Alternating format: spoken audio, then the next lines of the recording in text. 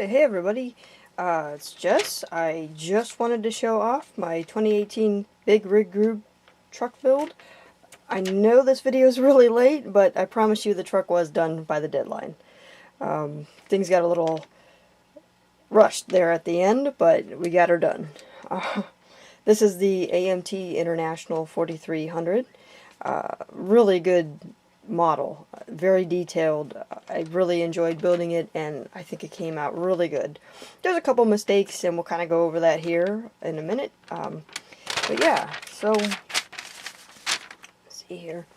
We got the engine.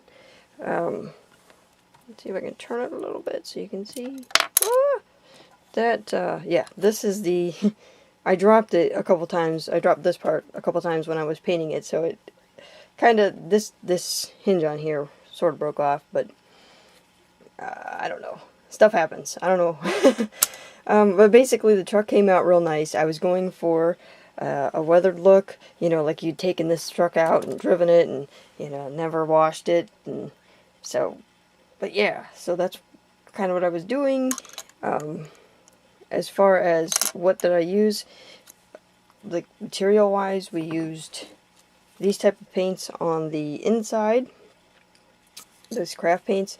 I used a mixture of windshield wiper water, distilled water, and isopropyl alcohol to thin these down.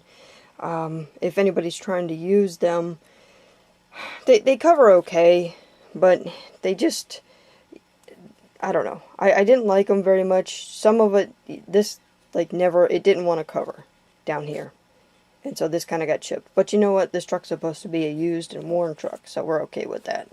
I used this color here on the interior, on the bed, and for the engine. And for whatever reason, this one was great. It covered good. It went on smooth. There was no problems. This was a good color. I liked it. But mostly I used testers colors for most other things. For the frame, I used this color.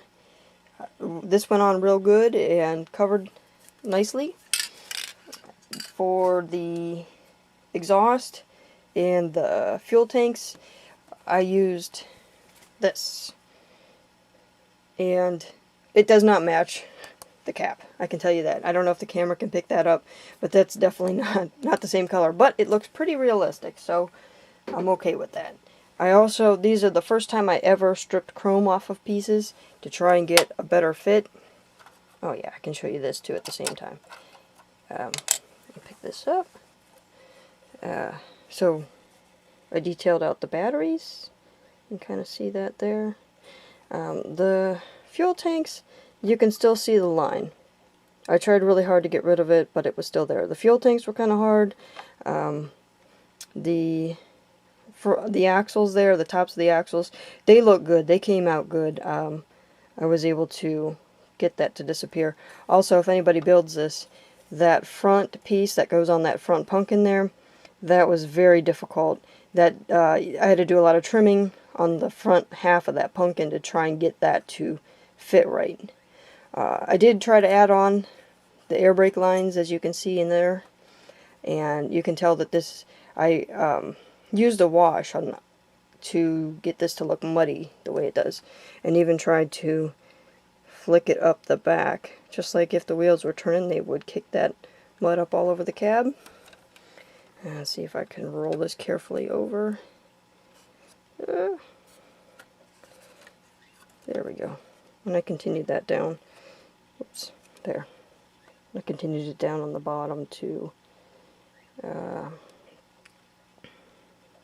So you can see there. If I had to do this effect over again, I would do it a little bit differently. Let me show you here though. Put this guy back down. We'll put it this way. Show that side.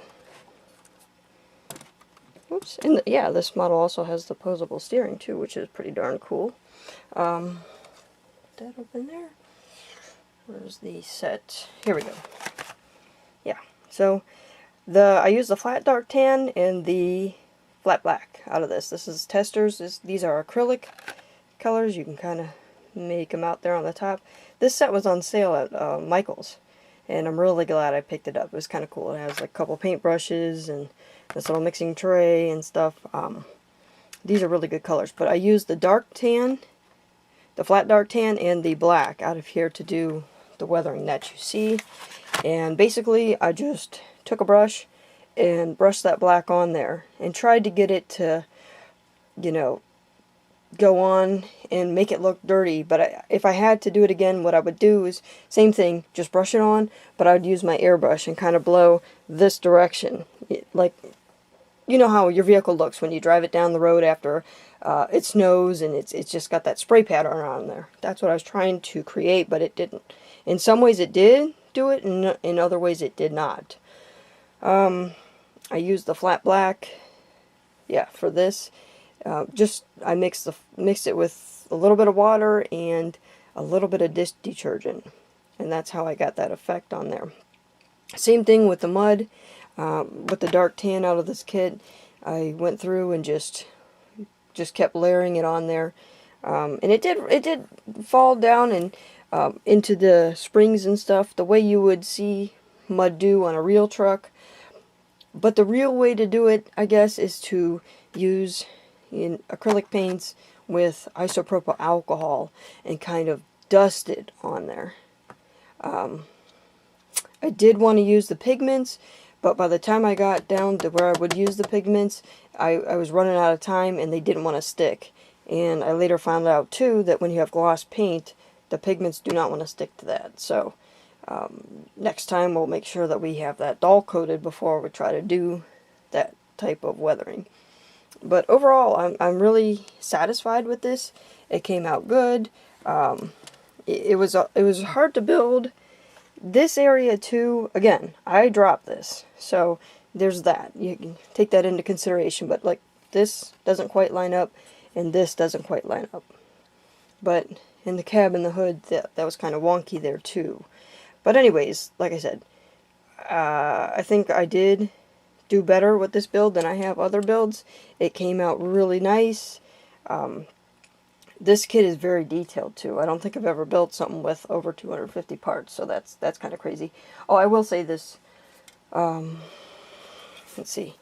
I did try to use the testers, but this, for whatever reason, I've always had a problem with testers. Like, it just doesn't come out. It's too thick, I think. Even though I put this in hot water and followed the directions like you're supposed to, yeah, I just didn't have very good luck. So, I dug through the cabinet and found the cheapy Walmart brand. And this stuff worked. It went on thinner, and it was just easier to work with overall. So, you know, to each his own. I know there's a lot of people who get good results with the testers, and I'm not knocking it, but this just worked better. So yeah, so there's my truck. Very much looking forward to Big Rig Group Build 2019. I know what I'm going to do, and I can't wait to get started. So, hope everybody has a good Christmas. This is, what, December 9th of 2018, and yeah, so it won't be very long before we start the 2019 build, and just hope everybody's holiday goes good. Please rate and subscribe, and I'll talk to you later.